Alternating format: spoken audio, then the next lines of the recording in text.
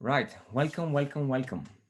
In this webinar, we celebrate exciting and forward-thinking individuals, startups and businesses looking to create profits that regenerate the environment and enrich our society.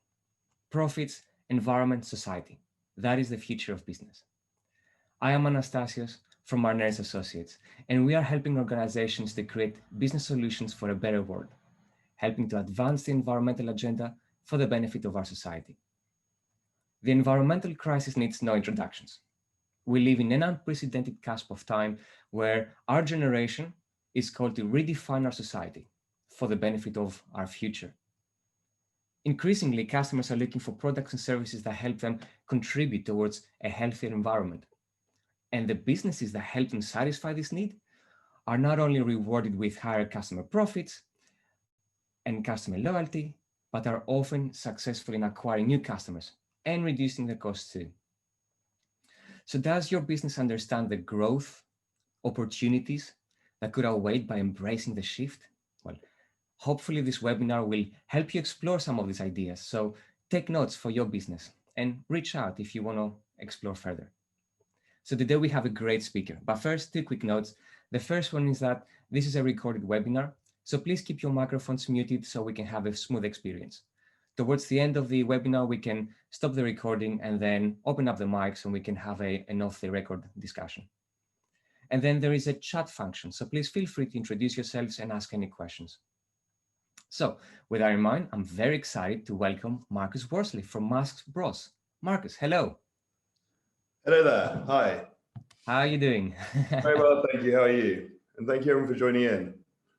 Thank you. And really, really excited to have you here today. I think this is, you're a very, very exciting business. Let me just say a couple of things about you so that our viewers know a little bit more about you. Obviously, we are in 2020 and we're the year of COVID, and masks is a very, very topical issue. So we couldn't be having a more topical issue if we tried. And your business, MaskBros, is all about masks. So we're very excited to learn more about that. But the other thing I want to just lay up front is that you are a purpose-led business. You're going to tell us a little bit more about your origin in a minute, but you started as a charity. So you have fundamentally in your ethos, you care for the society. And you're very, very value-driven. You use your commercial advantage to serve the businesses and the consumers with fair prices and during the challenging times of COVID.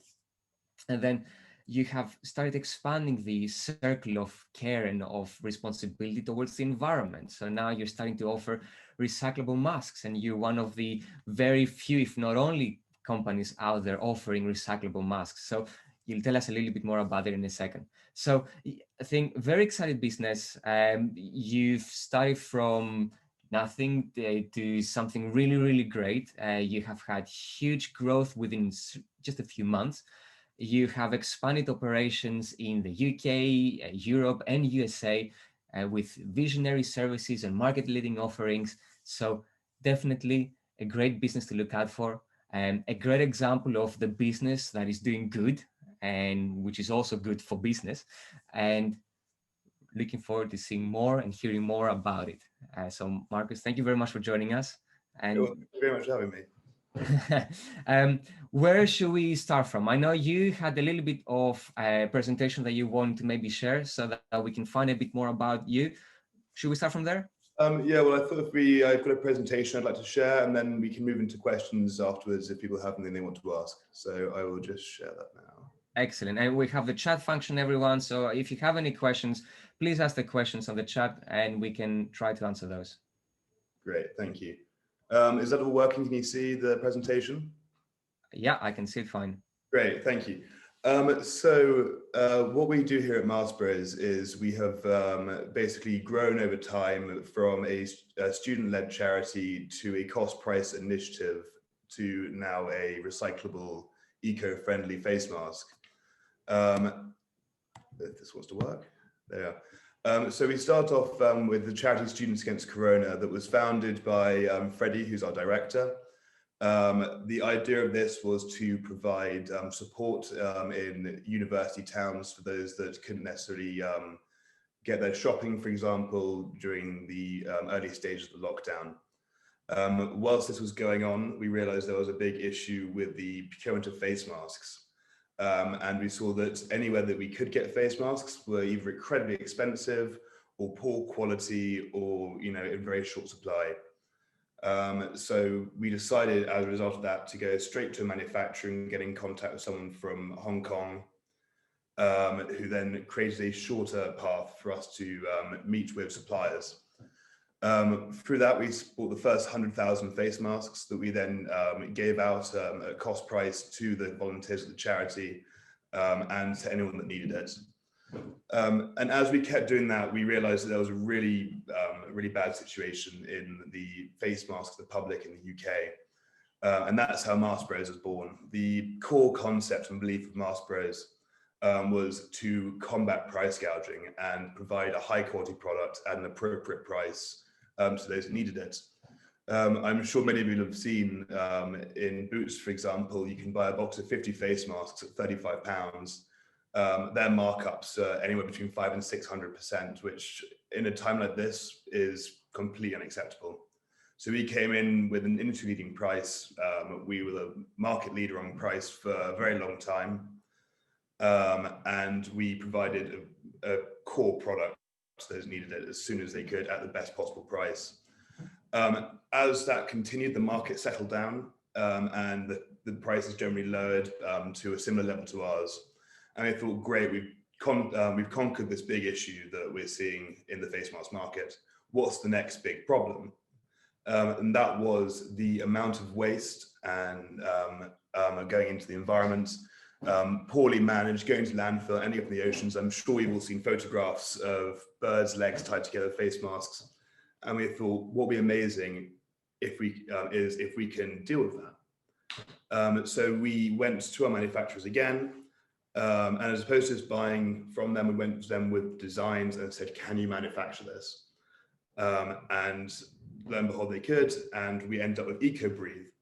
The thing that makes EcoBreathe different from a regular face mask is it's almost identical in the way, the look of it and the way it functions. However, most face masks are made up of 3 different plastics. The mask itself is made of polypropylene, with the ear loops made of polyurethane and the nose clip made of a combination of plastics. That obviously makes it very difficult to recycle. What we did with EcoBreathe was develop a face mask that is made of 100% of polypropylene. And that being a grade 5 recycled plastic means it can be very easily recycled.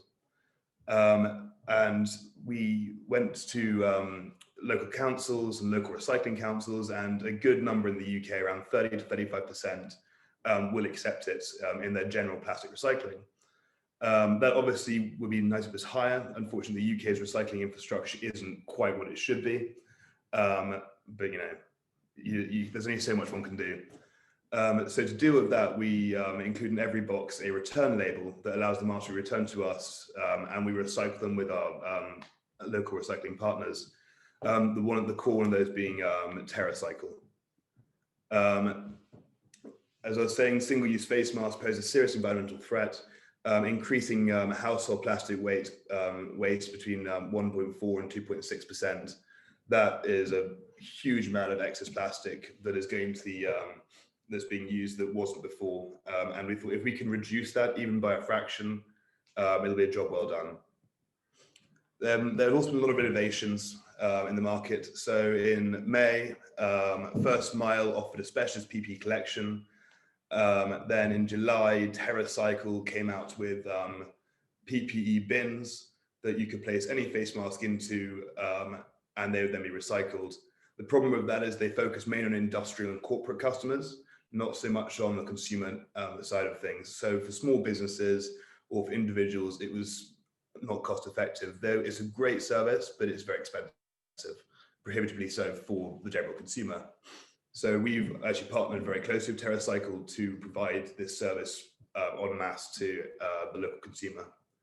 Then in October, shortly after we released EcoBreathe, a Danish company came out with a similar recyclable face mask. However, it doesn't have quite the same specifications and certifications as ours. So we still think we are the market leader in this, in quality, price, and effectivity. You may think that if you want to reduce the environmental impact of face masks, why not go for reusable? The problem with reusable face masks is they have a far lower bacterial filtration efficiency, as you can see here, sub 30% on most cases, and in practice people don't tend to wash them. That creates a bit of a problem when you're trying to fight off a virus, because they become almost harbors of bacteria. Unless you're very rigorous about washing it and maintaining it, it becomes pretty ineffective. I think it's fine for the average consumer on the whole, but it could be better. And the problem with medical face masks, they have great protection, but they are really hard to recycle, really hard to get rid of. Most end up in landfill or in the environment. So what we did with the two of those aspects, we came up with EcoBreathe. It allows the superior filtration, the superior protection, along with the ability to be more positive for the environment. It's been rolled out for just over 6 weeks now, and we've really had 26% return. We're aiming to get a total of 80% of all masks returned to us for recycling. But that ultimately, as you might understand, is down to the consumer themselves. If they actually send them back to us, there's not much we can do. But our target is to get 80% plus. As I was saying, the problem with masks efficiency is directly tied to its disposability. In hospitals, for example, you may go through 10, 20, 30 face masks a day per person, because each individual encounter, you need to have a fresh face mask to stop bacteria being spread. And as what we're working with the NHS a lot, trying to roll out across a few trusts, is an infrastructure where masks can be very easily disposed of and recycled. Each of our masks have 4 key points. The core main part is a polypropylene non-fabric melt brown layer, as many face masks do. An adjustable nose clip, which is also made of polypropylene. Ear loops that are flat as opposed to string, as you might be used to, which actually provides a great deal more comfort.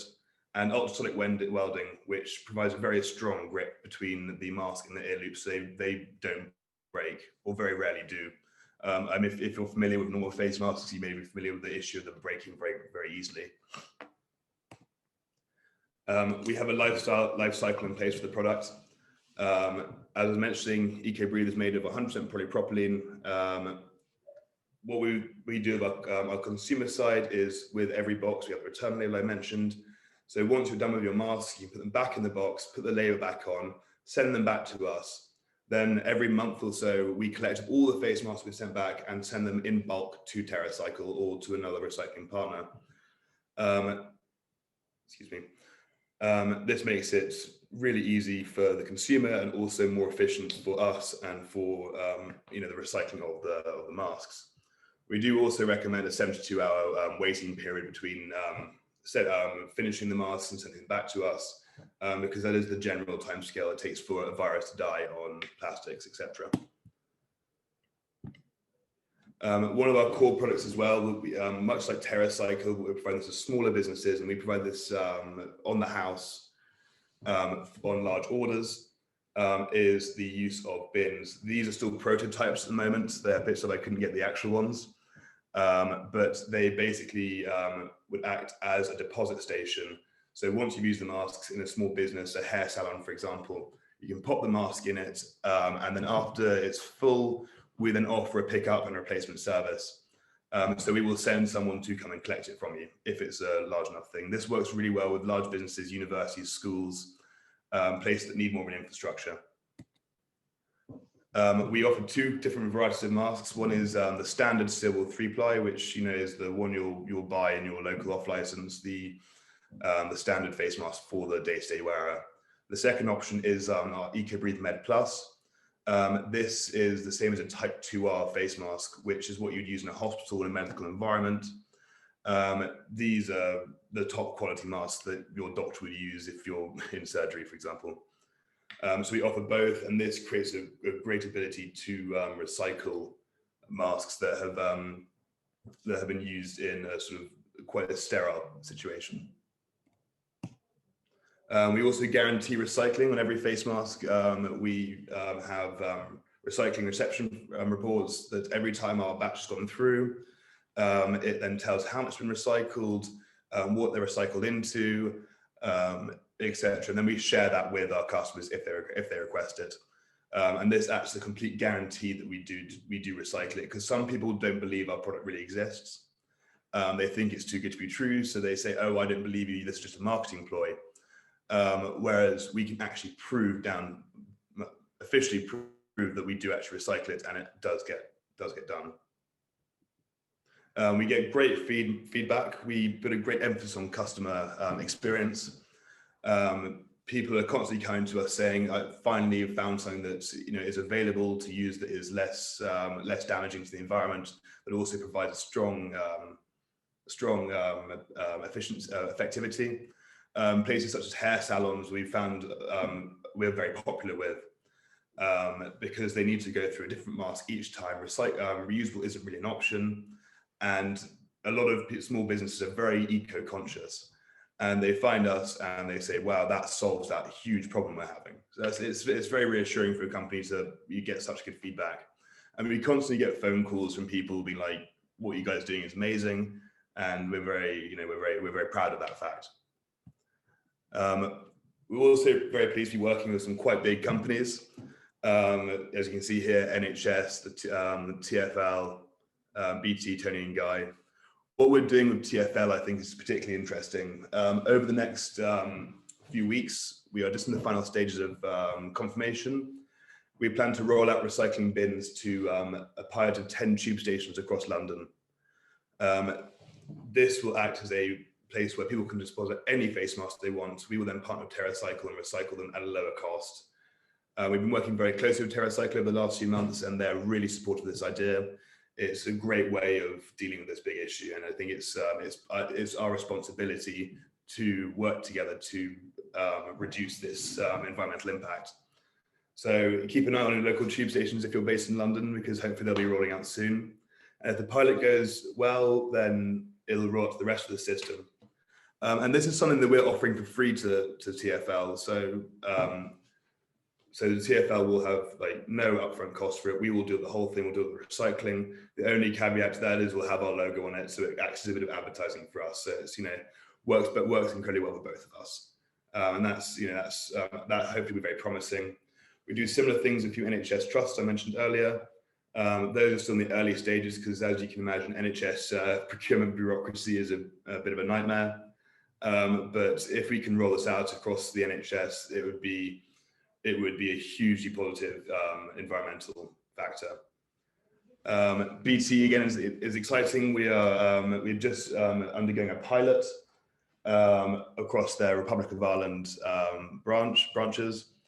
If that pilot goes well, they're going to roll it out across the whole system, which is a company the size of BT. The amount of face masks they go through, even one company out of thousands. If we can, build on that and get a reputation and move forward, we can really start making a huge impact on the amount sent to landfill. So I think that's where we are now. We're moving forward with a few more exciting things in the future. We've just opened up fulfillment, currently business to business, but hoping to go business to consumer as well. Across the EU, we're based in Amsterdam, and then across the US, based in Arkansas. So we're really growing quite rapidly. In the US, we're having some very promising conversations with US medical suppliers. Can't say too much on that yet, but if we can really crack this issue, it'll be absolutely fantastic to move forward and create a more sustainable future for the use of face masks. And even after coronavirus is finished, hopefully before too long, there will still be a widespread use of face masks in public, and particularly in hospitals and places. They will always use face masks. If you can get this infrastructure even long way down the road after coronavirus, we will still have a recyclable system in place. Now, I would like to open up to any questions anyone might have. And I'll try and answer the best of my ability. I mean, I've been quizzed quite a lot on this by a lot of people.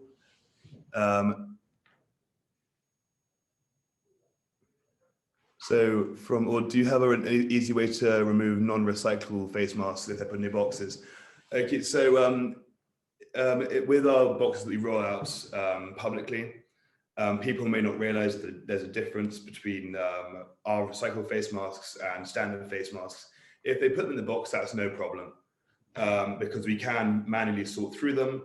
And partnering with TerraCycle, it will then go down two paths: all the ones that aren't recyclable. Biodegradable is interesting, but I'll come to that in a moment. Because with TerraCycle, they do have the ability to recycle normal face masks. Again, it's more costly and not as efficient, but if face masks do come into our boxes, we will then just deal with that on a case-by-case basis and roll that out. When we first started looking onto the biodegradable aspect, when we first started looking into a more environmentally friendly face mask, we assumed there would be a good one on the market that we could just retail. That wasn't necessarily the case. We tested out, I think, a dozen or so different varieties. And the problem with the biodegradable face masks is they don't have the same bacterial filtration efficiency. And they wouldn't work in a more clinical setting, which is a great shame because biodegradable would be the ultimate option. But currently with the technology that exists, to have a mask that has both the effectivity, it makes it very difficult to become biodegradable. And you're saying, could you brand your face masks? What exactly do you mean? That question is more of if, for example, if a salon is masks. So we do full box branding, mask customization on request, but that does have a minimum order quantity of 100,000 face masks, which is about 2,000 boxes. So we can completely custom design the boxes with the company's logo. We're doing that with a company called COVID Safety out of Germany, I believe. We're fully rebranding the same, I think, with a few others. And a bit more recognizable what we're doing on the next batch. So we've only just sort of finished off our first big batch of face masks. So we've gone back to our manufacturers, and the next batch coming through, we're going to have a mint green face mask to make them more distinctive. They'll also have a recycling logo on the face mask, pressure printed in, along with a grade 5 product property mark, so that the general recycler can differentiate a lot more. Because the problem with local council recycling systems is it's very difficult for them to know that this is a recyclable mask and not just a standard. As we move forward, it'll be a lot easier to differentiate, and as local councils become more aware this exists, they should be able to have a better route to deal with this problem. I think it's very good that we're speaking about the environment, because obviously this is a huge, huge issue. And I think it was WWF that said that even if just 1% of the single-use face masks were disposed improperly, then 10 million of them would enter in our oceans every year. So that's huge. I mean, if just 1% of them were not managed properly, I mean, I'm sure we're seeing a lot more than that. I think it's even on an even shorter time scale than a year. I think that might be on a month-by-month basis. I think in the UK, we've gone through, if you, I can't remember the exact number, but it's several billion face masks have gone through the UK, which is a huge number and only carrying on. Even if a fraction of that gets into the oceans, it's a tragedy. Yeah, and I think we've all seen the picture where we're just walking on the street and we're finding loads of face masks on the road. They're light, the wind is easy to pick them up, it's easy to drop them in your pocket. I find it very difficult. On my commute to work every day, I can walk down the street and count 10, 15 face masks, and it's a 15-minute walk. So it's unbelievable. It is terrible. I have to say, with regards to the environment, obviously, I think the usual saying is reuse, reduce, recycle. So I think there is applications that we need to be mindful for when it's about, we can use personal masks, reusable masks if we're going to the public transport, we want to go to the supermarket, the public areas, we're picking up the kids from school and so forth. They're not going to protect us necessarily, but they are going to protect everyone else. But then, as you said, Marcus, when it comes to a specific industry, then that is where maybe a different mask may be required depending on the application.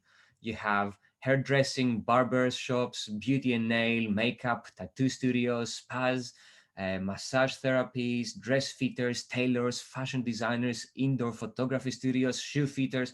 I mean, the list just goes on. Everything you name it, like everyone needs them. And I think what a great ability to be would be to provide this for small businesses. I think of the businesses we supply, about 25 or 30% are in the hair and beauty industry. And they go through a huge amount. If we can just chuck a bin for face masks in, they get some eco-breathe masks. They can just go through, hand them out to their customers. We're trialing in the US, working with a chain of banks in Arkansas, where we'll have a bin at the door with a box of face masks next to it. Customers will get a face mask, put it on, do their business, leave, and pop it in the bin on their way out, which creates that sort of life cycle for the mask, even in that small environment. And the possibilities are effectively endless. I think we've got two more questions here. Timed biodegradation. That is something that I am not particularly familiar with personally. I would have to take that with the team. The core issue with any kind of breaking down of the material is that the melt brown layer, which effectively acts as the filter, is fundamentally made of polypropylene, and so you can't really change that currently. But as time goes on, hopefully the technology will advance to be able to have something that can be biodegradable. That would be the ultimate dream, if you could, chuck in your compound bin. I think you will have to be careful a little bit about the recycling over there as well, because if it's biodegradable, sometimes the output of the recycling is not as good. Yeah, and also with biodegradable products, particularly if it has a plastic core anywhere in it, it ends up as microplastics, which is a nightmare as well. John was saying, do we supply all of Europe or any particular countries? On a business-to-business aspect, we can supply any country, and then deal with the recycling on a case-by-case basis. We're slowly rolling out across Europe. One of the big issues coming up is Brexit, which is one of the leading factors as to why we decided to open up an EU fulfillment. This allows us to sort of circumvent any movement of goods, etc. And Amsterdam is a great distribution center because it has connections to all over Europe very easily. It's still early days. We've only been in Europe for about 2 weeks, and we're still getting it off the ground. I've actually got a meeting this afternoon with our new Dutch sales team. So we've got 6 guys coming on to help push the product across the Netherlands and then hopefully out into Europe. So yeah, it's a global invasion of recyclable face masks. Hi, Lucy. Marcus, I run a sustainable spa association and would love to talk to you about offering. Yeah, Lucy, I'd love to have a chat afterwards. I've got all my personal details here. I'm also happy to, share anything. Marcus at MaskBros.co.uk. You can also find on our website my phone number. I'm really happy to take that up with you afterwards. Thanks. On manufacturing, so a direct message.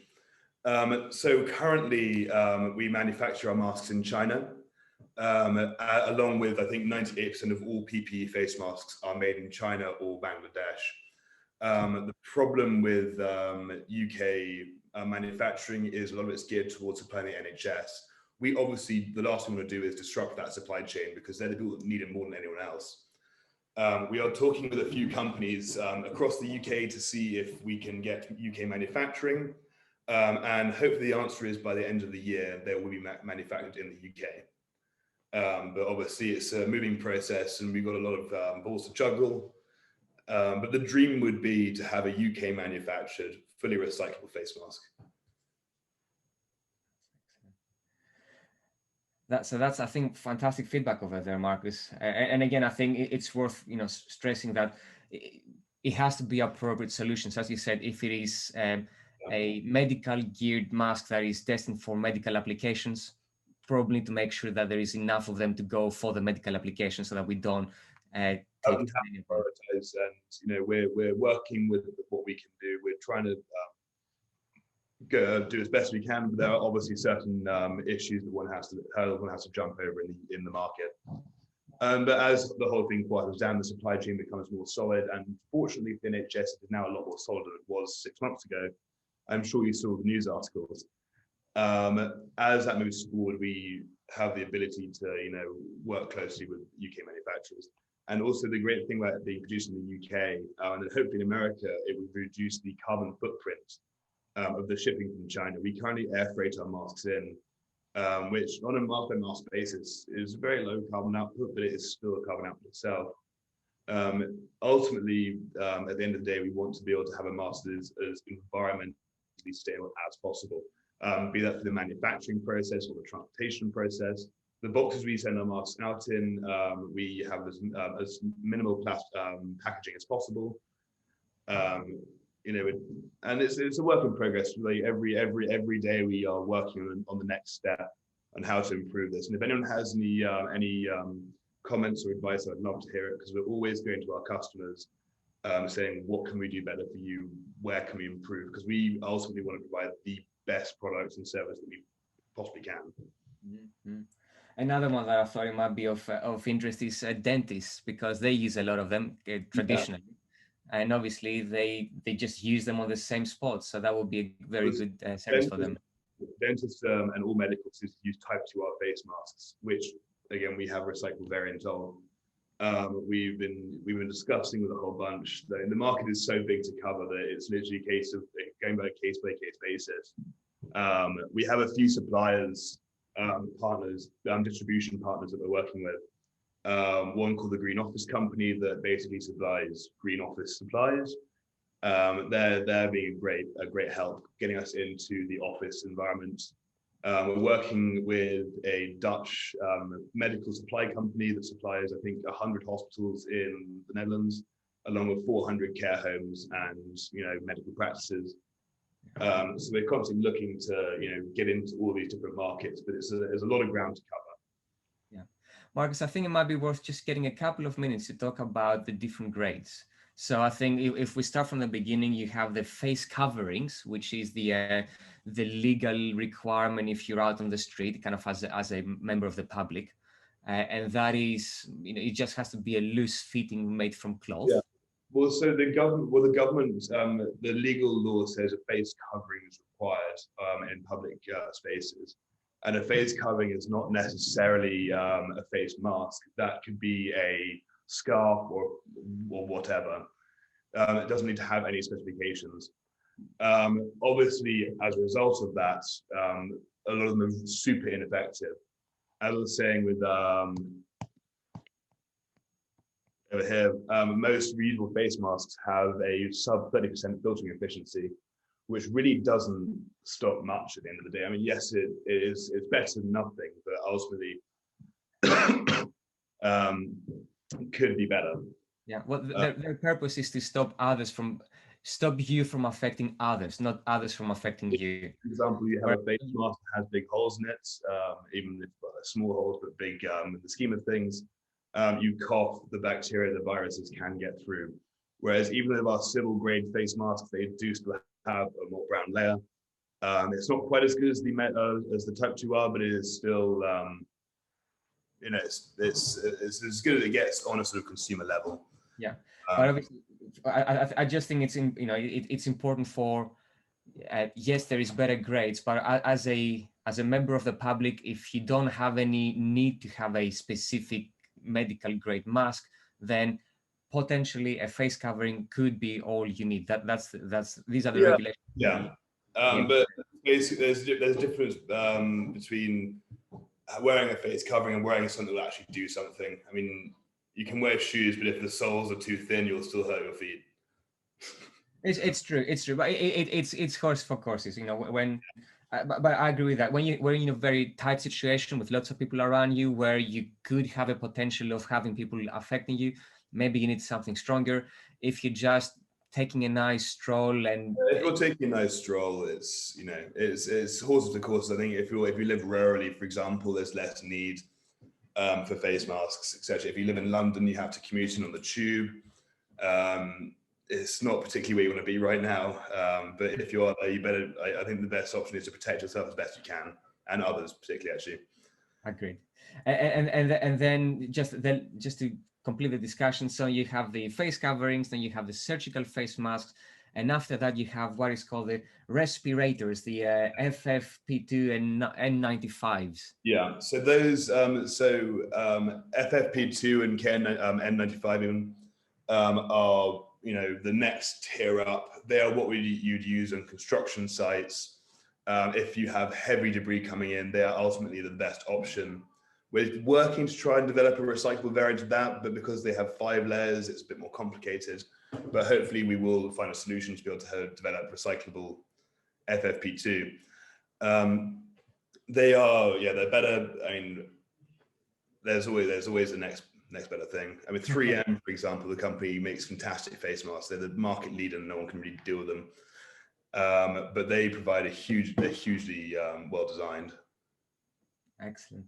And then, so I think, so that was the start about mask. And I think, thank you very much. You've given us some very good background on the mask. And I think a very exciting business proposition from your side. And obviously, if you're a business looking at and using masks, then I think you've given us some very good options that a business could consider about best pricing, good returnable options and recyclable options. So doing something for the environment, doing something for everything. And I think it's also worth, from my perspective, to pick up a little bit about your governance and your business values. Because as we said before, and the name of the webinar is Profits, Environment, Society, and the Future of Business. And I think clearly it shows that when you are thinking about profits, but also thinking about the environment and the society, then the three together brings up a very good business foundation and proposition. And business is doing good is also good for business. And I think that that's something that you have brought amply, I think, on today's webinar. And clearly you have something very good, something very strong.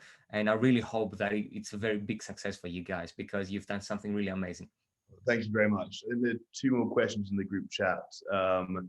What are websites and contact details? We have, my details are currently on screen. We also have MaskBros.co.uk, which is the main company. There's also ecobrief.com, and it all will direct you to the same place. Also, I'm sure there's a way that I can have my details available after this webinar. And the other question is, what are the masks consumption customer, which makes sense to you? Anyone really. There's no real single core. Everyone needs face masks right now. So the market is effectively unlimited. So I think, Marcus, with that, and I think we can answer more questions as they're coming through.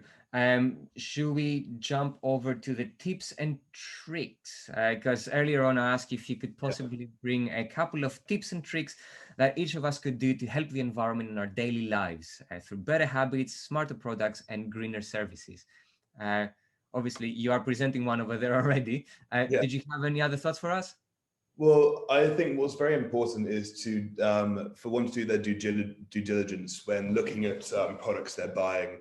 Often you'll go and buy something without really thinking about the life cycle, the production, the carbon footprint, the end result.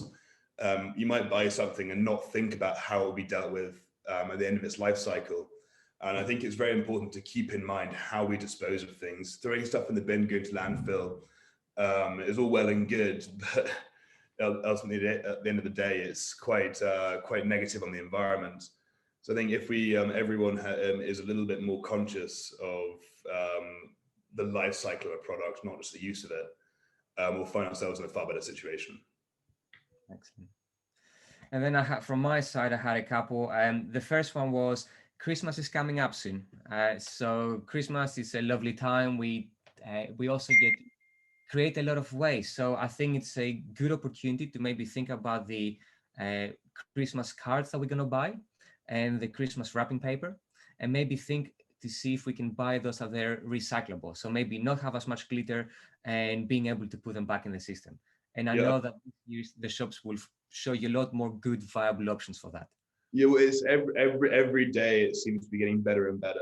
Companies are a lot more aware of the environmental impacts. I personally think glitter is a terrible material. It effectively is already a microplastic that ultimately is very difficult to deal with. You can't recycle it. I think the largest use of glitter is actually in glitter paint on boat hulls. that like literally goes straight into the water. It's madness.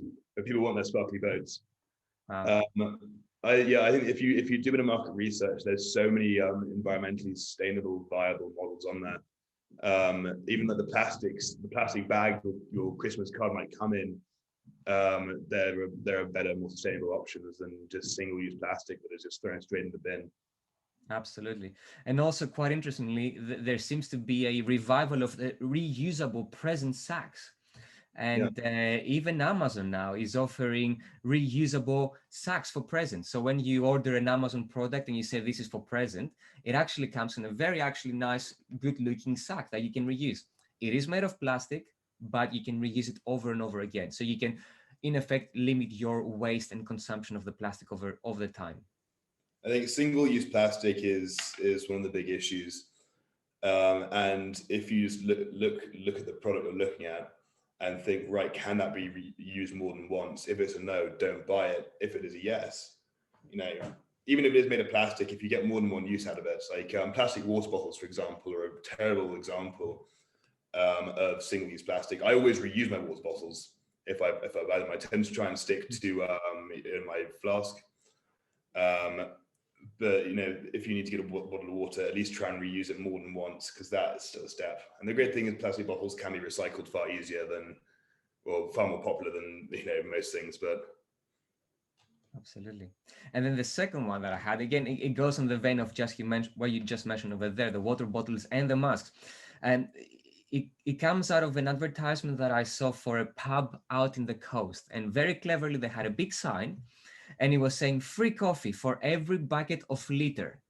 We have buckets at the back. Go grab a bucket, take it to the coast, pick up litter. You bring it back, we'll give you a free cup of coffee. And that's a great example of an initiative that small business is taking. I've seen a bunch of things like that. And this is the whole where it becomes not a single person's activity, it becomes a community issue. And it's great seeing small businesses and some larger businesses. I find it's often small businesses because they actually think about these things, offering little things like that really help make a difference. Absolutely. And so I think if you are a small business or a big business, if you are a business, then maybe do something about that for this Christmas. Let's see if we can go out and collect some of those empty plastic bottles that just somehow make their way out in the system, and those masks that the wind just took out and no one wants to collect. Let's find ways to pick those things and make the place look beautiful again. That was the goal. Right.